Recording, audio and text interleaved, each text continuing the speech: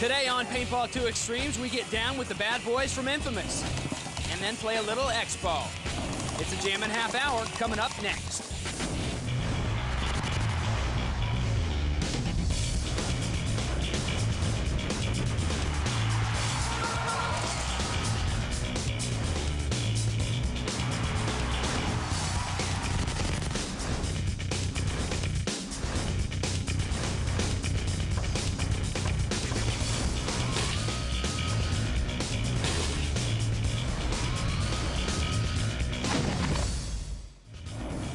The lovely skies of beautiful southwestern Pennsylvania shattered by the Bam Bam barrage of paintball action. Hey everybody, I'm James Bates, and as you know by now, this is Paintball 2 Extremes, your #1 source of action and information on America's, well, even the world's fastest growing sport. We got a ton of stuff to get to today, so much that I can't carry the whole load by myself. Fortunately, we have the lovely Jennifer Pierce. Here she is.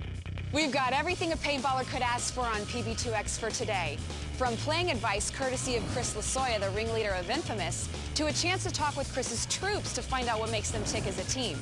And as always, we're going to get a chance to talk tech and even get some competition coverage. Right, James? Yeah, I know it's cliche, but X really does mark the spot. And inside our Pb2X treasure chest, we've got what many consider the new wave of paintball. It's called X-Ball, a 5-man center flag game with a scoring and penalty structure a lot like hockey. You hang the flag, you get a point. You commit an infraction and, well, you go to the box and you feel shame and dirty and depressed. It's the ABCs of X-Ball. Let's check it out. And who better to start off some X-Ball action with than the Russian Legion? Yep, all the way from Russia against DYNASTY. Here's the breakout X-Ball style. There's Dynasty, hard breakout to the 50. We have the Russians breaking out pretty strong as well. Both teams lose one player off the break. Russians are playing really tight. They're a very technically oriented team. Another Dynasty player down. Russia, look at this. Look at this. He runs past the 50. He's deep on the Dynasty side of the field. 2 Dynasty players left. He's going to give him some serious trouble back here. Here he goes shooting cross court. Oh, he's mowing him now. Wow, the high-flying action of X-Ball. The Russians have moved in and they control this field. Look at that. Gone, both of them. Fedorov gets deep like that on one run and destroys the 2 Dynasty players. They had no cover from it. There's nothing they could do. They controlled the game the whole way through. There are 3 ways, JJ, to earn a point and win a game in this match. That's right. You can win by pulling the flag and hanging it, as in 5-man, or you can shoot out the entire other team, which is the case we just saw, or the opposing coach can throw in the towel. The most common way to win this game really is by eliminating the other team, because once all 5 are out, that's the end. But it's not the end of the whole deal. The whole day still goes, and here's game 2 now. Dynasty on the right, the Russian Legion on the left, and Dynasty up there in the center early behind that big X in the middle of the field. Yeah, they're trying to play catch-up now, so they're down a point overall, and they're working the middle of the field. Again, trying to find those angles. Dynasty player, ref's on him, he's gone. That's it, top of the head. Dynasty player is a good position in the middle of the field, but I believe he may be by himself, which is not the best place to be.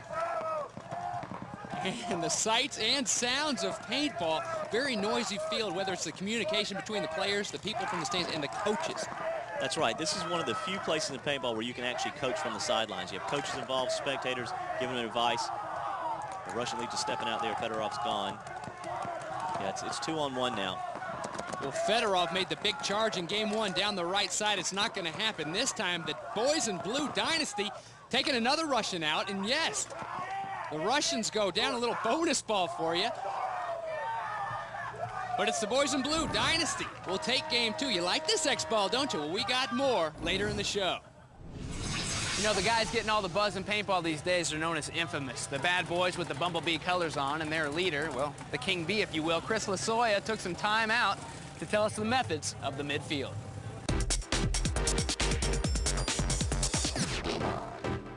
My name is Chris Lasoya. I'm captain of Team Infamous, and I'm here to show you the proper way to play my position as a mid player.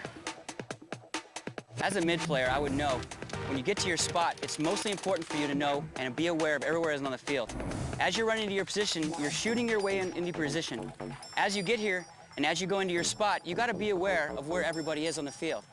Now, as you get in here, losing track of people is very easy. So what you have to do is every now and then, you've got to pop yourself up and take a look at the field, come back down, and make sure that you know that everybody is still in the same positions.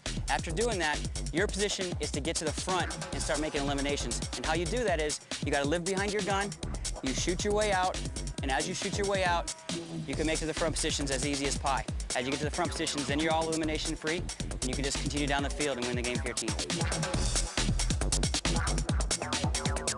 Well, with their winning ways, you know we got to give Chris and his teammates even more props. When we come back on Paintball 2 Extremes, more Infamous. Stay right there.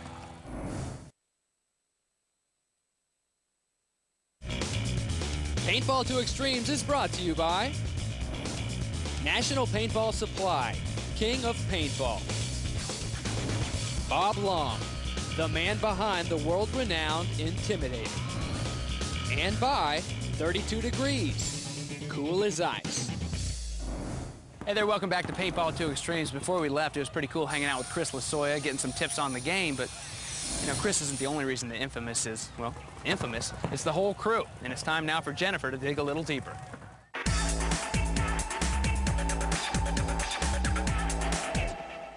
Originally Team Avalanche, then morphed into Miami Effect.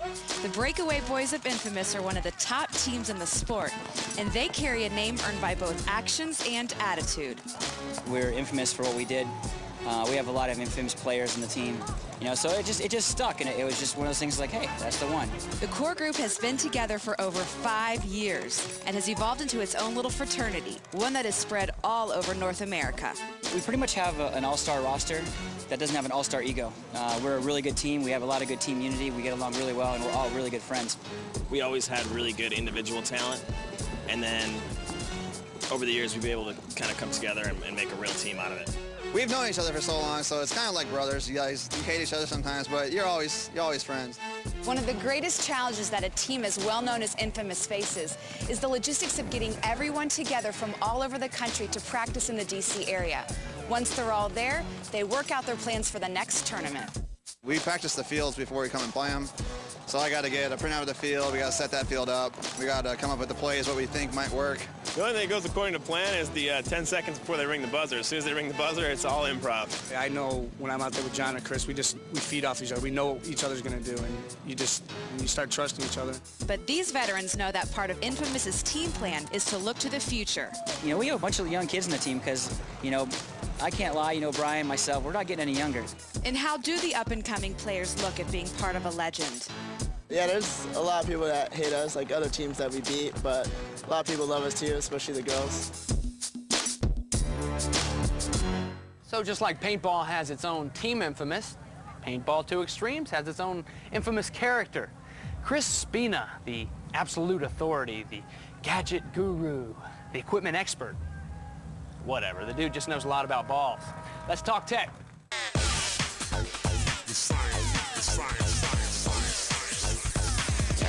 Ball, sphere. Pretty elementary, right? Actually, it's a lot more scientific than that when you're dealing with paintballs, right, Chris? That's right, James. Actually, it's not paint on the inside of a paintball. It's polyethylene glycol. Polyethylene glycol. See, I told you it's not elementary. Yeah, we call it PEG for short, because I couldn't spell that if I tried. On the outside of the ball, the shell is made out of gelatin, the exact same material you would have in your common everyday household medication.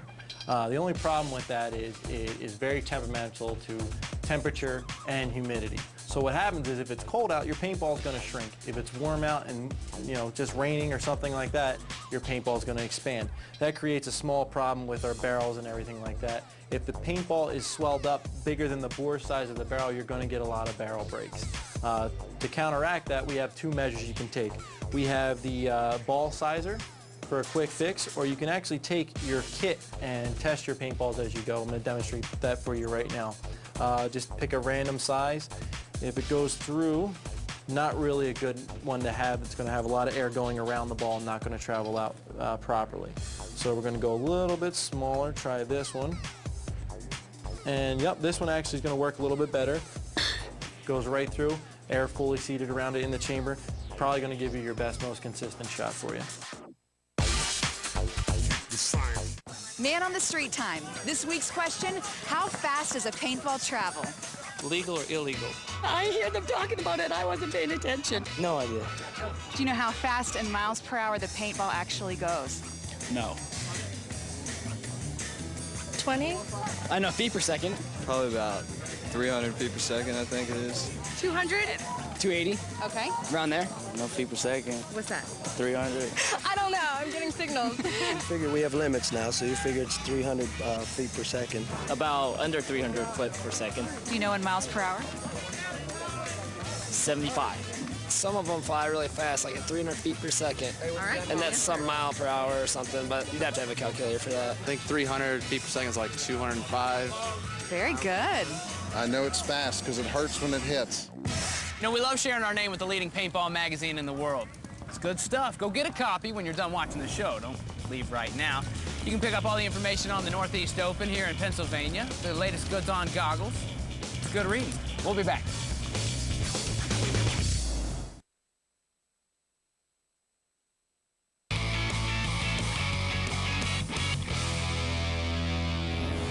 Hey everybody, I'm James Bates. Welcome back to Paintball 2 Extremes. The folks here really getting in that X-ball groove. What do you say we get back to the action, huh? Back over to the X-ball field. Now the Russians and Dynasty, they've switched sides. They've also scored a few points amongst them. Now the Russians up 6-2. When we last left, we saw them each win a game, but now it's Dynasty on the back end. The frustration building a little bit now, JJ. Yeah, exactly. You see Greenspan kind of upset. He got shot out. He wants to take someone with him. He claims he hit somebody as well. Dynasty, the pressure's on them. They have to take it to the Russians. The Russians simply are trying to run the clock down, be somewhat defensive, not make mistakes, which is their specialty, is not making mistakes. They're really good at playing the tight, technical game. Well, technicalities aside, the referees are out there to make sure the rules are followed. You see about 5 of them on their bellies. Yeah, there's Fedorov bumping out to the left, up, took a chance, got shot in the head. He's gone. And the Russians can afford to take a few chances. Dynasty, on the other hand, they need some things to go their way. It's a race against the clock, 2 20-minute halves here in X-ball as they reload, and you got to get up there with that clock, especially when you're down 6-2 as Dynasty is right now, so they've got to make a little charge right here. Yeah, they're down 6-2. It's in the second half. They really need to pull this out, and they need to pull it out without burning any more clock than they have to. The Russians, on the other hand, they can take all the time they want. The clock is their friend. Well, JJ, you talk about burning that clock on the minds of all the Dynasty players right now, but how about burning some energy? These games, there's one more of the Russians going down, and well, this will give you a little bit of energy if you're wearing a blue jersey. Dynasty, one guy left for Russia, and they got him. They got him, so that's right. They'll get another hang, so that'll make it 6-3, and look, see, he's got to take it, and he's got to hang it. Boom, the clock stops. The coach will not throw the flag because he wants to eat away that clock as we head now into game 10. 6-3, so a big jump, and here comes the breakout on game 10, and it's right back at it, rapid fire, and it starts to wear on a team like Dynasty who has got to push, whereas Russia on the other side, they can kind of sit back and let the guys in blue come to them, can't they? Yeah, as we get later in the game like this, a matter of conditioning becomes a big issue. The players in the best condition will play the best at this point in the game. And let's see if that team that is in better shape may be Russia. Now remember, the Russians, the first team in the world to have coaches, to have trainers. This is a full-time job for the Russians. Dynasty, on the other hand, they take it pretty seriously as well. They've got a paintball house, if you will. They all live together out in a house in California, so training together to just show you the levels that this sport is going to. Absolutely. Dedication is going to be the issue here. Who has the dedication? Who has the flag, and one more win for Dynasty as Fedorov goes down. So 6-4, but he's walking. You see the energy draining. Can they get the energy back? Can they get the win? We'll find out later with our finale. Stick with us on Pb2X as coming up, we'll explore the super sphere that makes this game go. And we'll see if Dynasty can get nasty enough to rock the Russians.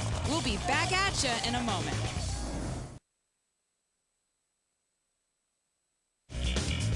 Paintball 2 Extremes is brought to you by Diablo, play with fire. Empire, it's a lifestyle.